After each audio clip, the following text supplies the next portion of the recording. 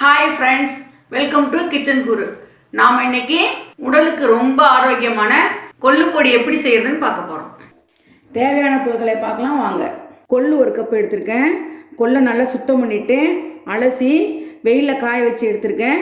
நீங்கள் வெயில் வசதி இல்லைன்னா நல்லா சுத்தம் பண்ணி கல் இல்லாமல் பார்த்துக்கோங்க. 1/4 கப் துவரம்பருப்பு எடுத்திருக்கேன். 9 சிகப்பு மிளகா எடுத்திருக்கேன்.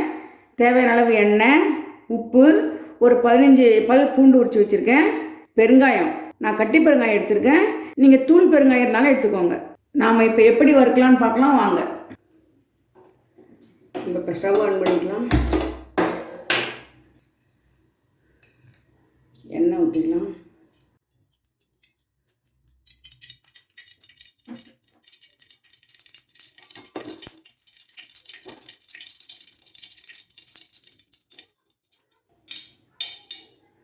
பெருங்காயத்தை போட்டுக்கலாம்.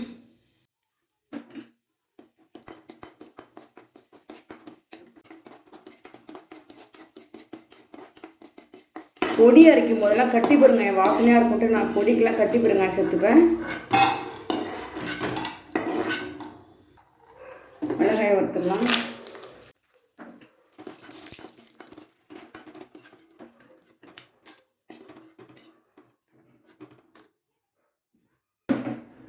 கொள்ளை வறுத்துடலாம்.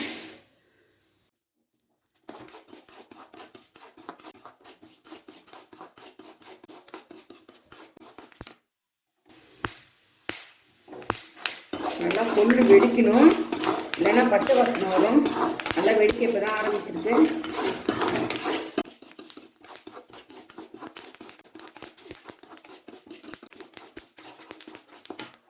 அடுப்பில் சிம்மில் வச்சுக்கலாம். கொள்ளு வறுப்பு வச்சு நம்ம பாத்திரத்தில் மாற்றிக்கலாம்.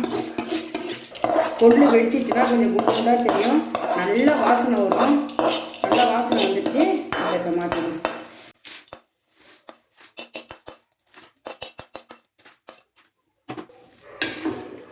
நல்லா கொள்ளு வாசனை சூப்பராக வருது. இப்போ நம்ம துவரம்பருப்பு எடுத்துக்கலாம்.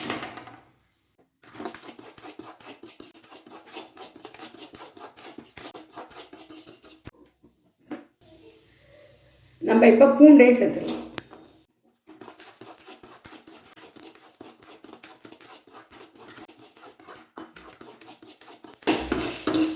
துவரம்பருப்பு நல்லா செவந்துச்சு. நம்ம இப்போ அடுப்பை ஆஃப் பண்ணிடலாம்.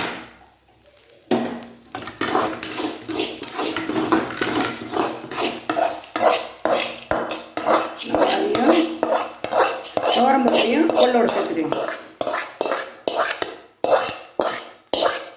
வறுத்த கொள்ளு ஆறட்டும், நம்ம அப்புறம் பொடியாக அரைக்கலாம்.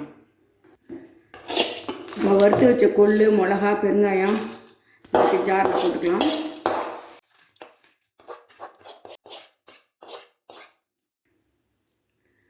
உப்பு,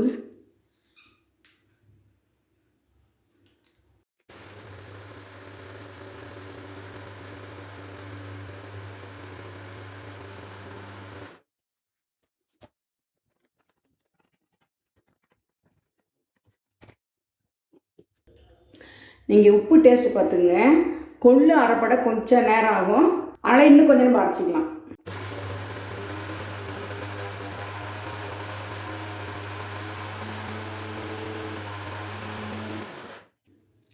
கொள்ளு பொடி பறிச்சாச்சு.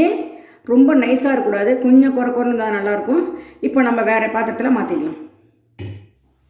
ஆரோக்கியமான டேஸ்டான கொள்ளு பொடி இப்போ ரெடி ஆகிடுச்சு. இது சூடான சாதத்தில் நல்லெண்ணெய் சேர்த்து பிசைஞ்சு சாப்பிட்டா ரொம்ப உடம்புக்கு நல்லது.